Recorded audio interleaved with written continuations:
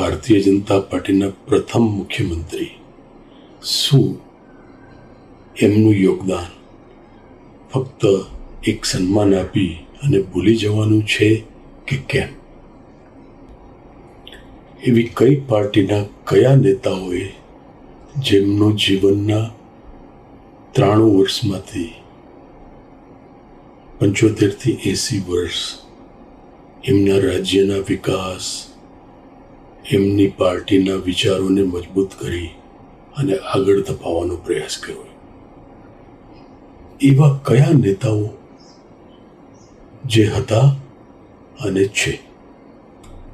ખરેખર તો એમણે કરેલા એમના સમયમાં જે કાર્યો છે એમને લોક ઉપયોગી કેવી રીતે થઈ શકે અને એમાંથી લોકોને કેવી રીતે પ્રેરણા મળે એવા કાર્યક્રમો કરવા જોઈએ અને છેક નીચે સુધી લઈ જવા જોઈએ.